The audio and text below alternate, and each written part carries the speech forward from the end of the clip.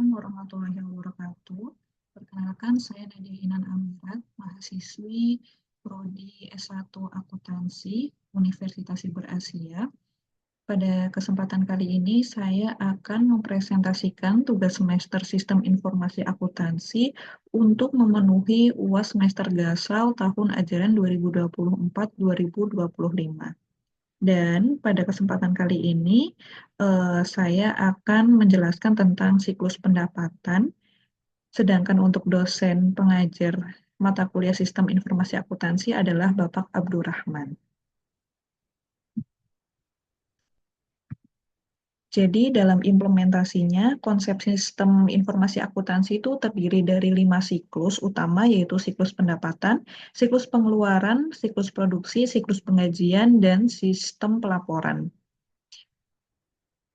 Sedangkan pada kali ini saya akan mengambil materi mengenai siklus pendapatan. Jadi siklus pendapatan merupakan rangkaian aktivitas bisnis dan proses informasi yang berulang yang berhubungan dengan penyediaan barang dan jasa kepada konsumen serta mengumpulkan uang pembayaran atas penjualan tersebut. Selanjutnya adalah gambaran umum mengenai siklus pendapatan. Di dalamnya ada beberapa aktivitas. Yang pertama adalah entry pesanan penjualan. Jadi proses awalnya adalah memastikan bahwa semua detail pesanan seperti jumlah barang, harga, dan informasi pelanggan terorganisir dengan baik. Yang kedua ada aktivitas proses pengiriman barang. Jadi setelah entry pesanan, selanjutnya adalah pengemasan produk, penjadwalan pengiriman, dan pemilihan metode pengangkutan yang sesuai. Pengiriman yang tepat waktu dan akurat adalah kunci dalam mempertahankan hubungan baik dengan pelanggan serta mengurangi kemungkinan pengembalian barang. Aktivitas yang selanjutnya adalah penagihan piutang usaha. Setelah barang dikirim, selanjutnya pembuatan faktur yang harus dikirim kepada pelanggan yang isinya itu mengenai rincian pembayaran yang harus dilakukan. Hal ini penting untuk menjaga arus kas perusahaan dan memastikan bahwa pendapatan dicatat dengan benar. Selanjutnya ada fungsi utama dalam siklus pendapatan. Yang pertama ada penerimaan pembayaran. Jadi tahap akhir dalam siklus pendapatan adalah perusahaan menerima uang dari pelanggan setelah dilakukan penagihan, bisa melalui transfer bank, cek, atau pembayaran tunai. Fungsi selanjutnya adalah integrasi sistem informasi.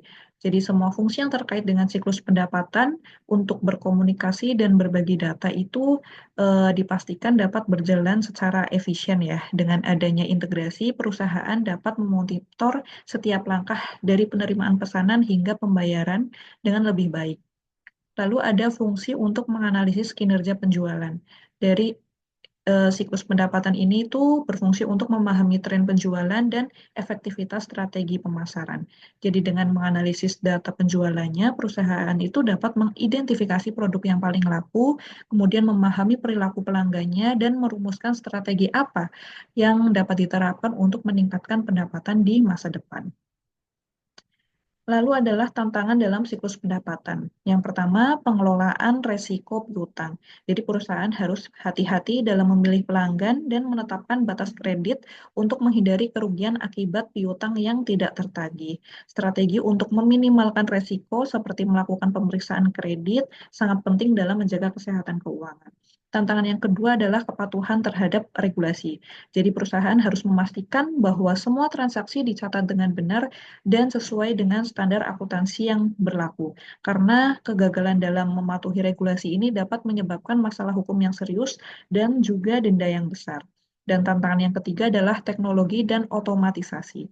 Di era sekarang ini banyak perusahaan yang beralih ke otomatisasi karena dapat meningkatkan efisiensi. Tapi perusahaan akan menghadapi tantangan dalam mengelola perubahan ini dan memastikan bahwa karyawan dilatih untuk menggunakan sistem yang baru. Selanjutnya adalah aktivitas utama dalam siklus pendapatan. Jadi tadi di awal gambaran umum sudah saya jelaskan, dan pada kesempatan kali ini adalah rincian mengenai aktivitas dalam siklus pendapatan. Yang pertama, entry pesanan pelanggan. Di dalamnya itu terdapat kegiatan pengambilan pesanan. Jadi proses ini melibatkan interaksi langsung dengan pelanggan untuk mengumpulkan informasi pesanan mereka. Tim penjualan harus memastikan bahwa semua rincian pesanan dicatat dengan benar dan disetujui oleh pelanggan termasuk item yang dipesan dan jumlahnya. Setelah pengambilan pesanan, lalu persetujuan kredit pelanggan. Sebelum memproses pesanan, penting untuk melakukan pemeriksaan terhadap kelayakan kredit pelanggan. Hal ini membantu dalam meminimalkan resiko kerugian akibat piutang yang tidak tertagih. Lalu, aktivitas selanjutnya adalah pemeriksaan ketersediaan persediaan. Jadi, sebelum menyetujui pesanan, perusahaan harus memeriksa dahulu apakah barang yang dipesan tersedia dalam stok. Selanjutnya, aktivitas yang kedua adalah pengiriman barang. Di dalamnya terdapat eh, pengemasan pesanan. Setelah pesanan disetujui, langkah selanjutnya adalah barangnya dikemas dengan aman untuk selanjutnya dilakukan pengiriman. Pastikan pengemasan itu baik ya, agar produknya itu dapat terlindungi dari kerusakan selama proses transportasi. Selanjutnya, pengaturan pengiriman. Jadi, tim logistik bertanggung jawab untuk mengatur metode pengiriman yang tepat berdasarkan lokasi pelanggan dan jenis barang. Dan aktivitas yang terakhir dalam pengiriman barang adalah pelacakan pengiriman. Setelah pengiriman dilakukan, penting untuk melacak status pengiriman agar dapat memberikan informasi terkini kepada pelanggan. Hal ini meningkatkan transparansi dan kepercayaan pelanggan terhadap perusahaan. Selanjutnya, aktivitas yang ketiga adalah penagihan. Setelah barang dikirim, lalu pengelolaan piutang usaha. Ini meliputi penagihan kepada pelanggan dan pemeliharaan catatan yang akurat tentang semua transaksi yang terjadi. Selanjutnya adalah penyesuaian rekening. Perusahaan harus melakukan penyesuaian pada rekening pelanggan jika terjadi kesalahan dalam penagihan atau jika ada diskon yang harus diterapkan. Dan yang terakhir dalam aktivitas penagihan adalah penghapusan piutang. Mungkin dilakukan untuk menghapus piutang yang tidak tertagih. Namun, hal ini harus dilakukan dengan hati-hati setelah semua upaya atau tindakan penagihan telah dilakukan. Dan aktivitas yang keempat adalah penerimaan kas. Di dalamnya terdapat kegiatan pengelolaan penerimaan pembayaran. Setelah ditagih, perusahaan harus mengelola penerimaan pembayaran dari pelanggan dengan efisien. Ini termasuk mencatat semua pembayaran dan memastikan bahwa mereka dicatat dengan benar dalam sistem akuntansi. Lalu, aktivitas penyetoran uang ke bank. Jadi setelah menerima pembayaran, uang harus segera disetorkan ke bank untuk menjaga keamanan dan likuiditas perusahaan. Dan yang terakhir adalah laporan penerimaan kas. Setelah menerima pembayaran, tidak lupa harus membuat laporan penerimaan kas secara berkala untuk membantu manajemen memantau arus kas dan membuat keputusan yang lebih baik terkait keuangan perusahaan. Ya, ini ada diagram ya, skenario mengenai siklus pendapatan yang sudah saya jelaskan tadi. Selanjutnya, resiko dan kendala dalam siklus pendapatan. Yang pertama ada resiko umum dalam siklus pendapatan beserta mitigasi yang harus dilakukan. Yang pertama adalah resiko pesanan pelanggan tidak lengkap atau tidak akurat. Hal ini dapat menyebabkan keterlambatan dalam pengiriman dan ketidakpuasan pelanggan yang pada gilirannya dapat merugikan reputasi perusahaan. Mitigasi resikonya adalah menerapkan sistem yang memastikan semua detail dari pesanan diperiksa dan diverifikasi sebelum diproses. Resiko yang kedua, pengungkapan informasi yang sensitif bisa terjadi akibat kebocoran data yang dapat mengakibatkan kerugian finansial dan reputasi. Mitigasinya menerapkan langkah-langkah keamanan data yang ketat atau security awareness dan pelatihan untuk karyawan mengenai privasi data. Yang ketiga, resiko kerugian data master. Hal ini dapat terjadi karena kesalahan sistem atau kegagalan dalam manajemen data sehingga dapat mengganggu proses bisnis normal. Mitigasinya memiliki backup atau cadangan data yang teratur dan prosedur pemulihan bencana untuk memastikan integritas data. Resiko yang kedua adalah resiko mengenai pengelolaan pendapatan. Yang pertama, penjualan kredit ke pelanggan buruk. Ini menyebabkan piutang yang tak tertagih dan kerugian finansial bagi perusahaan. Mitigasinya, analisis kredit yang menyeluruh dan kebijakan penjualan yang ketat. Yang kedua, resiko kehabisan persediaan. Hal ini sering terjadi jika manajemen persediaan tidak efektif, sehingga mengakibatkan hilangnya penjualan dan ketidakpuasan pelanggan. Mitigasinya adalah menerapkan sistem stok atau persediaan yang cermat, dan memastikan produk selalu tersedia untuk memenuhi permintaan pelanggan. Resiko yang ketiga, kesalahan pengiriman. Pengiriman barang yang salah atau kerusakan produk dapat merugikan perusahaan secara finansial dan merusak hubungan dengan pelanggan. Mitigasinya memiliki prosedur yang jelas dalam pengiriman dan pelatihan karyawan. Selanjutnya adalah audit dan pengendalian resiko. Di sini terdapat resiko pencurian persediaan. Hal ini dapat mempengaruhi profitabilitas perusahaan. Mitigasinya harus dilakukan audit secara rutin dan penerapan sistem keamanan yang ketat di area penyimpanan barang. Yang kedua adalah kegagalan dalam menagih piutang. Hal ini akan menyebabkan masalah arus kas yang serius, sering terjadi jika tidak ada sistem yang efektif untuk menindaklanjuti piutang yang jatuh tempo. Mitigasinya adalah memiliki kebijakan penagihan yang jelas dan menggunakan sistem manajemen piutang untuk memastikan koleksi yang efisien. Dan yang ketiga adalah praktik error atau fraud.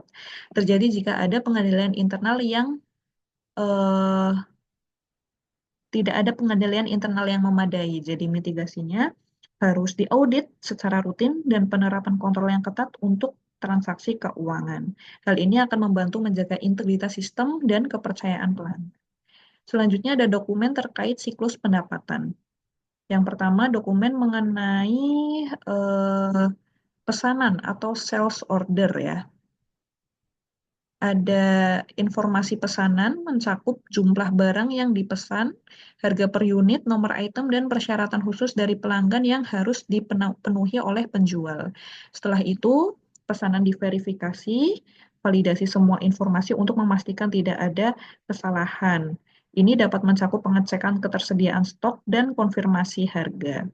Selanjutnya, setelah diverifikasi adalah proses persetujuan pesanan, dilakukan untuk memastikan bahwa semua informasi sesuai dengan kebijakan perusahaan. Dan dilakukan update mengenai status pesanan apabila pesanan itu telah disetujui untuk memberitahu pelanggan tentang progres pesanan sekaligus tanggal pengirimannya. Dokumen yang kedua adalah packing slip. Jadi daftar barang pengiriman. Packing slip mencantumkan semua barang yang termasuk dalam pengiriman lengkap dengan jumlah dan deskripsinya untuk memastikan bahwa pelanggan menerima semua item yang dipesan. Lalu ada verifikasi pengiriman.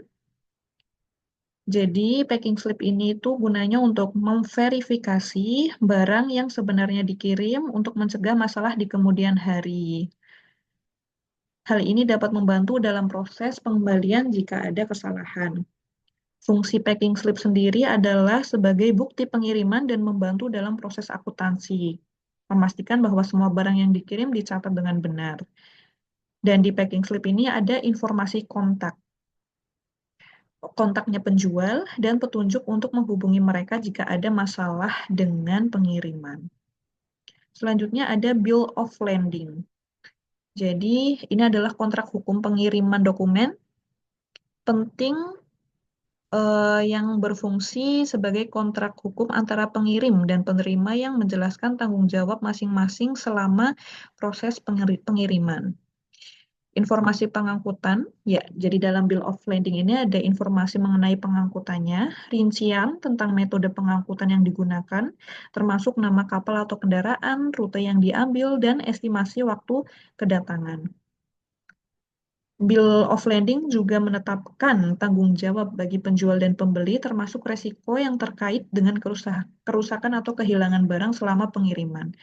Dan fungsi Bill of Lading juga sebagai uh, wadah untuk mengklaim asuransi. Dokumen ini penting dalam proses klaim asuransi jika terjadi kerusakan atau kehilangan barang selama transportasi dan memberikan bukti bahwa barang tersebut itu telah dikirim. Selanjutnya ada faktur penjualan atau sales invoice. Jadi di dalamnya itu mencakup detail pembayaran, faktur penjualan mencakup rincian jumlah yang harus dibayar oleh pelanggan dan informasi tentang cara membayar, termasuk metode pembayaran yang diterima. Fungsinya juga untuk pencatatan mengenai transaksi yang dilakukan dalam membantu perusahaan melaporkan pajak dan sistem akuntansinya. Di dalam sales invoice juga terdapat informasi kontak perusahaan sehingga pelanggan dapat menghubungi untuk pertanyaan atau klarifikasi terkait pembayaran. Dan juga fungsi sales invoice ini adalah pengingat pembayaran. Biasanya mencakup informasi tentang tenggat waktu pembayaran dan dapat berfungsi sebagai pengingat pelanggan untuk melakukan pembayaran secara tepat waktu.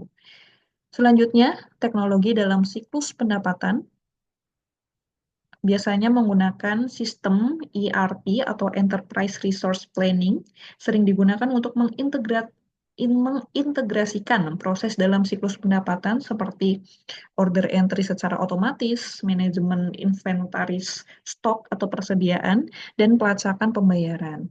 Yang kedua ada teknologi e-commerce, mempermudah pengumpulan pesanan melalui platform daring, memungkinkan otomatisasi dan pencatatan data secara real time. Dan yang ketiga ada teknologi seperti EDI atau Electronic Data Interchange, memungkinkan pertukaran data antara perusahaan dan pelanggan secara efisien. Yang terakhir adalah refleksi mengenai siklus pendapatan. Jadi pentingnya siklus pendapatan ini yang pertama adalah wujud transparansi dan akurasi. Jadi, siklus pendapatan menjadi salah satu indikator utama kesehatan keuangan perusahaan. Jika tidak dikelola dengan baik, perusahaan beresiko kehilangan pendapatan, baik karena kesalahan teknis maupun penyimpangan. Yang kedua, dampak teknologi pada efisiensi. Implementasi teknologi yang tepat dapat mempercepat proses, mengurangi biaya operasional, dan meningkatkan kepuasan pelanggan. Namun, teknologi juga memerlukan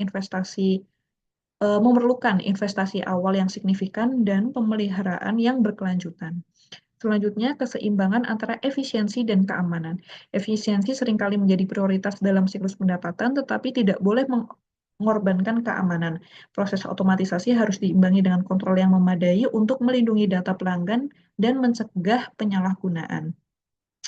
Yang terakhir adalah peran pelaporan dan analisis data. Jadi, data yang dihasilkan dari siklus pendapatan ini dapat digunakan untuk analisis lebih lanjut seperti memahami pola pembelian pelanggan, mengevaluasi kinerja penjualan, dan mengidentifikasi peluang untuk meningkatkan pendapatan.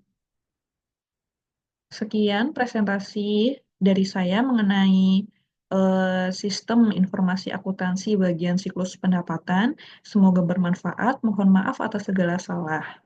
Wassalamualaikum warahmatullahi wabarakatuh.